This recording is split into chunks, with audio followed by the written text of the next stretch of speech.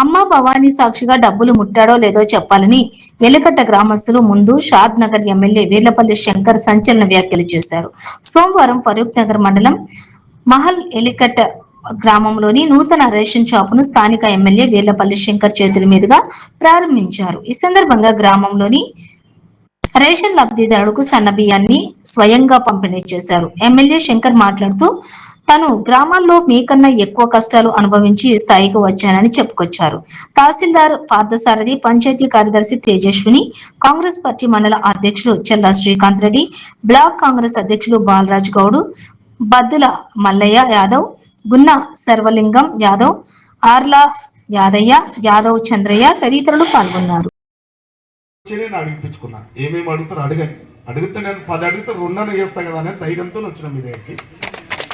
ఆ రోజు ఆ ఫ్యాక్టరీ అయినా నా దగ్గరకు వచ్చింది, ఏదో హెచ్ఆర్ అది ఇదన్నా, సార్ మేము పెడుతున్నాం సార్ మళ్ళీ మీరు పెడతామన్నారంటే, మీరు పెడితే నన్ను ఎందుకు అడుగుతారా వాళ్ళు అడిగిరు కాబట్టి నేను పెడుతున్నట్టే. లేదు సార్ వద్దే మేమే పెడతాం సార్ అంటే, పెడతా పెట్టండి మరి వారం 10 రోజుల్లో పెట్టాలి, లేకపోతే నేనే పెడతా అని చెప్పి వాళ్ళు ఏదో వచ్చిరు పెట్టిరు, దానికో రాజకీయాలు. అమ్మ ఒక్క మాట చెప్పగలుగుతా, మీరంతా మా తల్లు లాంటి అంబా భవాని సాక్షి చెప్తున్నా. ఇవాళ ఫ్యాక్టరీ మీద మాట్లాడతారు, వాని మీద మాట్లాడతారు, ఈయన మీద మాట్లాడతారు. అవసరం వచ్చినప్పుడు పొల్యూషన్ అంటారు, అవసరం లేనప్పుడు పొల్యూషన్ లేదంటారు. ఎవరినో ఒకని చెప్పమనమ్మా. అమ్మా భవాని మీద గత నాయకులు అమ్మా భవాని మీద ప్రమాణం చేసి చెప్తాం, మేము ముట్టమని చెప్పగలుగుతాం. వాళ్ళు ముట్టలేరా చెప్పుండి. ఈ మాల ఎలికట్టను కానీ ఎలికట్టలో ఈ ప్రాంతంలో ఉన్న ఫ్యాక్టరీలను ఎవరు దోసుకున్నారో ఏం చేసారో, అవసరం ఉన్నప్పుడేమో ఏం లేదురా ఫ్యాక్టరీలు అంటారు, అవసరం లేనప్పుడు పొల్యూషన్ వస్తుంది అంటారు. అంటే ఇది ఎప్పుడు జరుగుతున్న తంతు. మీరు అమాయకులు, మీకు తెలియదు ఈ విషయాలని. నేను ప్రమాణం చేస్తున్నా కదా, నేను ఒక ఎమ్మెల్యేగా ప్రమాణం చేస్తున్నా. ఆ అంబా భవాని సాక్షి చెప్తున్నా, మేము ముట్టము ఏదైనా ఉంటే ప్రజలకు చెందే విధంగా రేపు భవిష్యత్తులో కూడా ఇంకేమైనా అవసరం ఉంటే వాళ్ళతో మన గ్రామాలకు సాయం చేయించుకోండి అంటే. కానీ రాజకీయ నాయకులు వాళ్ళని భయపట్టిస్తారు, ఏదో ఒకటి భయపట్టించి పైసలు తింటారు, ఇళ్లలో వంటారు.